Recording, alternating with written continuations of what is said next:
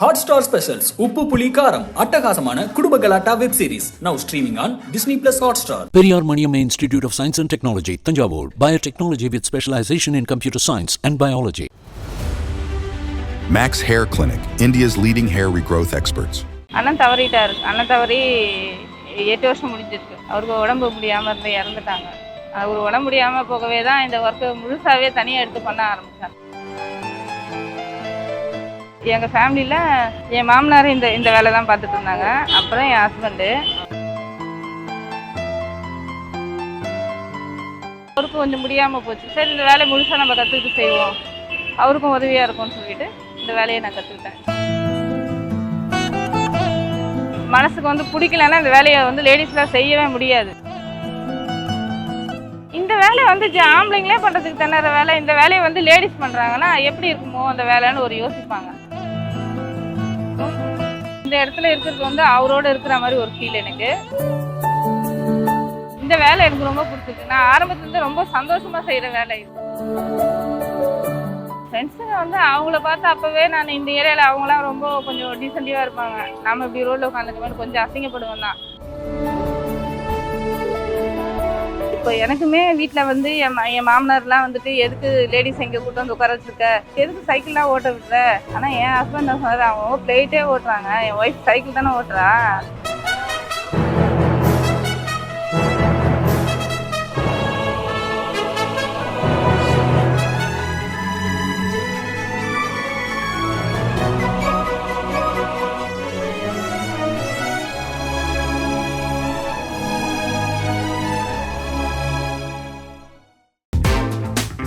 அக்கா, வழக்கம் போல டயர் பஞ்சரு, உங்களோட கைவண்ணத்தை காட்டினீங்கன்னா டக்குன்னு ரெடி ஆகிடும்ல. ஓகே தம்பி, இந்த ஜமுனா வந்துட்டல, ஜம்முன்னு ஒரு 10 நிமிஷத்துல வண்டியை ரெடி பண்ணி கொடுத்துட்றேன். ஓகேக்கா.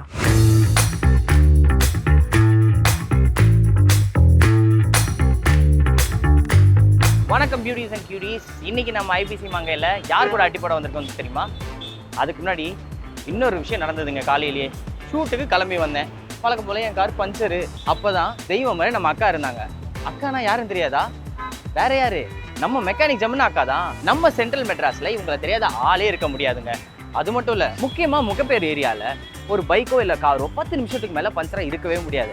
அதுக்குள்ள நம்ம ஜமுனா அக்கா வந்துருவாங்க மின்னல் வேகத்துல. ஓகே மக்களே, இன்னைக்கு நம்ம ஜமுனா அக்கா கூட தான் அட்டி போட போறோம். அவங்க என் காரை ஒர்க் பண்ணி முடிச்சிட்டாங்கன்னு நினைக்கிறேன்.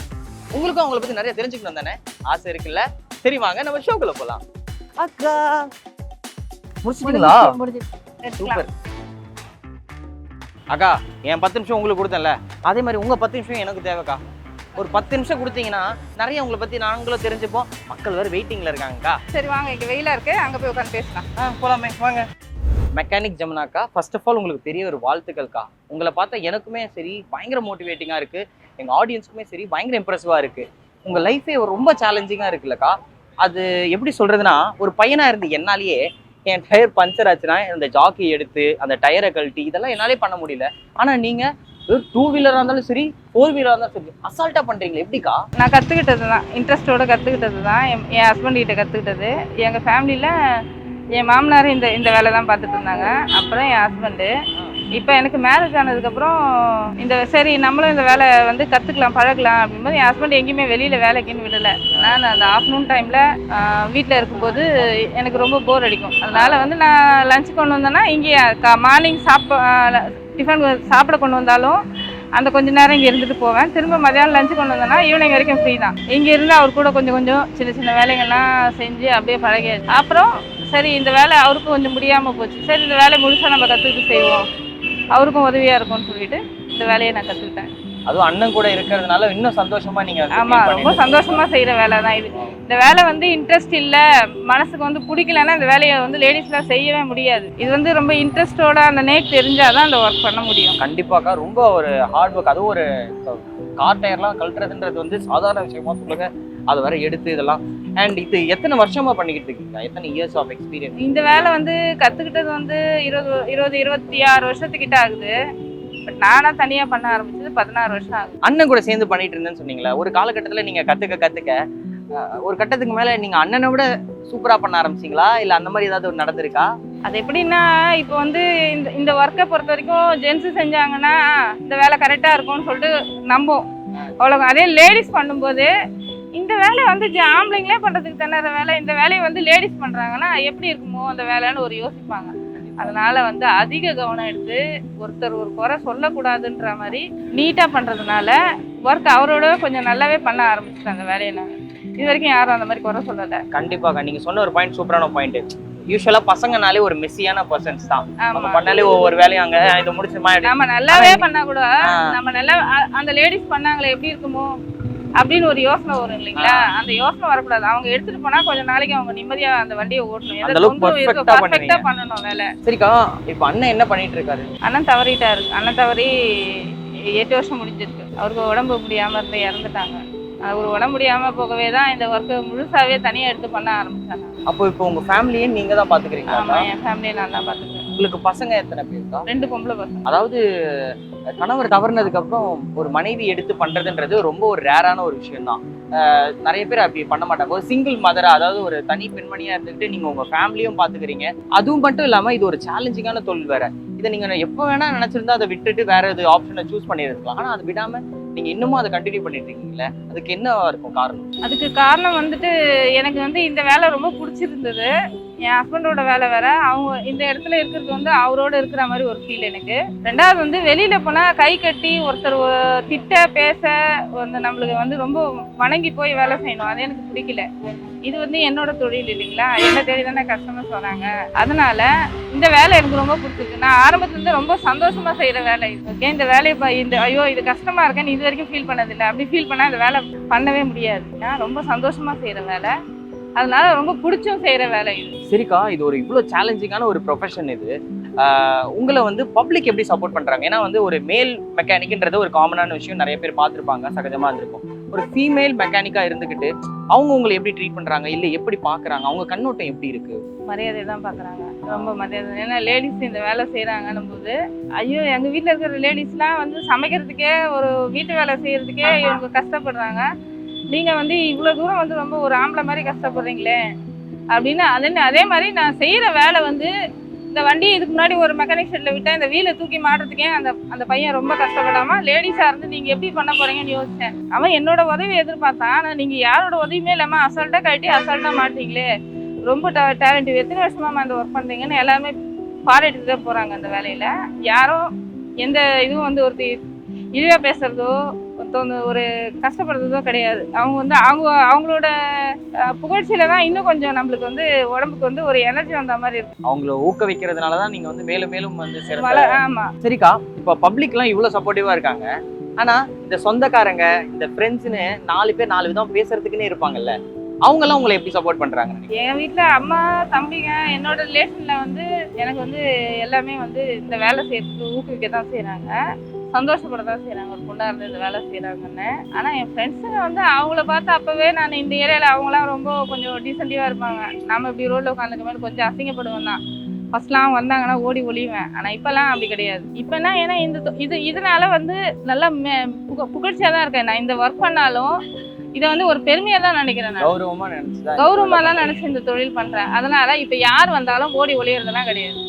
இல்லை இங்கே ரோட்டில் உட்காந்து தான் வேலை செய்கிறேன், அதை பற்றி ஃபீல் பண்ணுறதும் கிடையாது. என் பசங்க ரொம்ப சப்போர்ட்டிவாக இருப்பாங்க. எங்கள் பெரிய பொண்ணு கூட வந்து ஹெல்ப் பண்ணுவாள். அவள் பிபிஏ முடிச்சிருக்கா, இருந்தாலும் அவள் அசிங்கப்படாமல் எனக்கு இங்கே வந்தாலாம் வந்து ஹெல்ப் பண்ணுவாள். சின்ன பொண்ணு வந்தாலாம் கொஞ்சம் சின்ன சின்ன வேலைங்க செய்வாள். அவன் அந்த அளவுக்கு ஈடுபாடு இல்லை. ட்ரெயின் ஆகலை. சரிக்கா, நீங்கள் சொன்னீங்களா உங்கள் ஃப்ரெண்ட்ஸ் எல்லாம் இந்த ஸ்டேட்டஸ் பார்க்குறாங்கன்னு சொல்லிட்டு, அந்த மாதிரி ஸ்டேட்டஸ் பார்க்குற ஃப்ரெண்ட்ஸுக்கெல்லாம் நீங்கள் என்ன சொல்ல விரும்புறீங்க? என்ன சொல்ல விரும்புகிறேன்னா, இது மாதிரி கஷ்டப்படுறவங்களும் இருக்காங்க, வசதியானவங்களும் இருக்கிறாங்க. தன்னோட கை கொண்டு உழைச்சி முன்னுக்கு வரவங்கள வந்து என்றைக்குமே வந்து மட்டமாக பேசக்கூடாது. மற்றபடி அவங்கவுங்க பிடிக்கலன்னா அவங்கவுங்க வேலையை அவங்க பார்த்துட்டு போயிட்டே இருந்தால் சந்தோஷம். கூப்பிட்டு வச்சு நம்ம வந்து அவங்கள இது பண்ணக்கூடாது, என்கரேஜ் பண்ணணும் மொழியை கஷ்டப்படுத்தக்கூடாது. சுயமாக முயற்சி பண்ணி வரவங்கள இந்த மாதிரி கூப்பிட்டு வச்சு டிமோட்டிவேட் பண்ணாதீங்க. உங்களால் ஹெல்ப் பண்ண முடிஞ்சா பண்ணுங்க, பண்ண முடியலையா கிளம்புங்க. அதை விட்டுட்டு லைஃப் அது ஹெல்ப் கூட நம்ம எதிர்பார்க்கல. நம்ம ஹெல்ப் கூட அவங்க கிட்ட எதிர்பார்க்கல. ஜஸ்ட் ஒரு வார்த்தை, அவளை ஒரு நல்ல வார்த்தை பரிமாற்றணும், அவ்வளவுதான். அது நல்லா இருந்தா போதும். சரிக்கா, இப்போ நம்ம இந்த தொழிலை வச்சு உங்களுக்கு தினசரியும் சரி ஒரு மாசத்துக்கு எவ்வளவு வருமானம் வருது? ஏன்னா நீங்க வந்து உங்க பொண்ணை வந்து பிபிஏ வரைக்கும் எல்லாம் படிக்க வச்சிருக்கேன்னு சொன்னீங்க இல்லையா, இதை வச்சுட்டும் உங்க ஃபேமிலியும் இந்த ப்ரொஃபஷனையும் எப்படி நீங்க மேனேஜ் பண்ணிட்டு இருக்கீங்க? தினசரினா ஒரு 400ல இருந்து 500 ரூபாய் கிடைக்கும். மந்த்லின்னா 12,000 15,000 கிடைக்கும். பட் இதை வச்சு நான் வந்து பிபிஏ வந்து பிரைவேட் காலேஜில் தான் படிக்க வச்சாங்கள. அவள் வந்துட்டு படிக்கும்போது கொஞ்சம் எனக்கு வெளியில இருந்து ஹெல்ப் கிடைச்சது. சரிங்களா, இப்போ எனக்கு இது வந்து வாடகை கொடுக்க, சாப்பிட, குழந்தைங்களோட மற்ற விஷயங்கள் பார்க்க தான் கரெக்டாக இருக்கும். மற்றபடி படிக்க வைக்கிறது கொஞ்சம் வெளியிலேருந்து கொஞ்சம் ஹெல்ப் வந்தது, கொஞ்சம் என்னோட கஷ்டமும் இருந்தது. அதை வச்சு தான் அவளை பிபிஏ படிக்க வச்சேன்.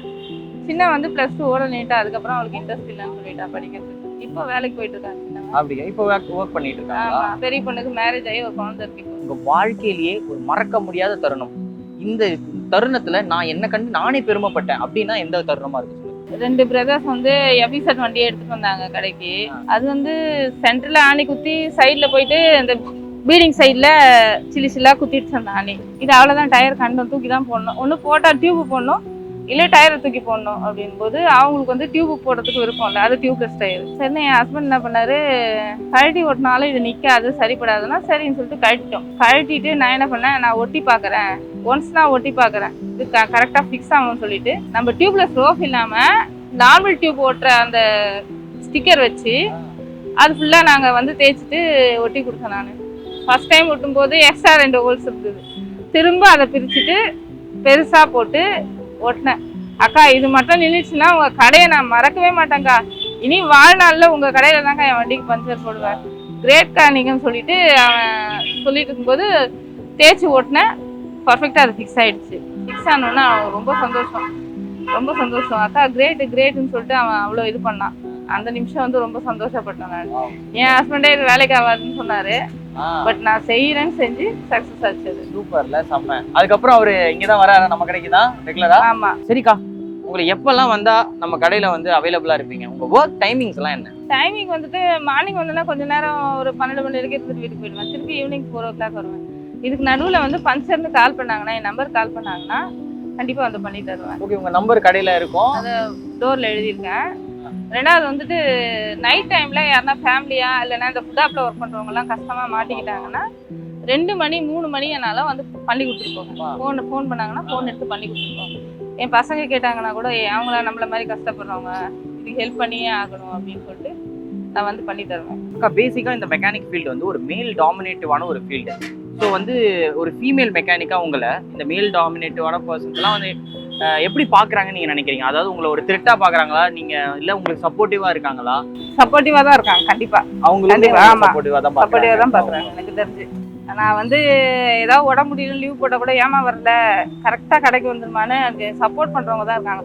மெயினாக இந்த ஏரியா போலீஸ்காரங்க எங்களுக்கு ரொம்ப சப்போர்ட்டிவ். ஏன்னா நைட்டில் இங்கே இருக்குன்னா நைட்டில் வந்து 12 1 மணி கூட ஆகிடும் நான் போகிறதுக்கு.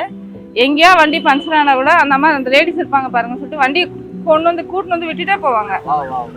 அங்கே போங்கட்டா வந்துட்டாங்களான்னு வந்து என்ன கேட்பாங்க, போட்டு கொடுத்துருங்கம்மான்ட்டு போவாங்க. அந்த மாதிரி எங்களுக்கு எல்லாமே சப்போர்ட்டிவ் தான். இங்கே காம்படிஷனாக பார்க்குறவங்களும் இருந்தாங்க ஒரு சிலர். இந்த ஏன்னா இது வந்து ஒரு 20-25 வருஷம் ஃபீல்டு இல்லைங்களா, அது மாதிரி நான் ஒரு கொஞ்சம் பேர் வந்தாங்க.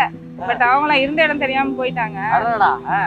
சரிங்களா, இந்த இடத்துல வந்து காம்படிஷன்னா லேடிஸ் இங்கே பஞ்சர் போடுறோன்னா பக்கத்துலேயே ஒரு கடையை போடுறது, இங்கே இருக்கிற கஸ்டமர்ஸ் அங்கே இருக்கிறது, நம்ம போய் கேட்டால் நீங்கள் உங்கள் வேலையை பாருங்கள் நாங்கள் செய்யலை அப்படின்ற மாதிரி போய் சொல்கிறது, அந்த மாதிரிலாம் இருந்தாங்க. பட் இப்போ எல்லாமே விலகிட்டாங்க. இப்போ ஏன்னா நான் இங்கே இருக்கும்போது இங்கே இருக்கிறதுல வந்து ஒரு 4-5 ஆளுங்க அந்த மாதிரி வந்தாங்க. அதெல்லாம் காணாமல் போயிடுச்சு. இப்போ எல்லாம் அவங்கவுங்க ஃபீல்டை பார்த்துட்டாங்க போயிட்டாங்க. நான் இங்கே நிரந்தரமாக இப்போ ஒரு 20-30 வருஷம் ஆகுது இங்கே கடை வச்சு.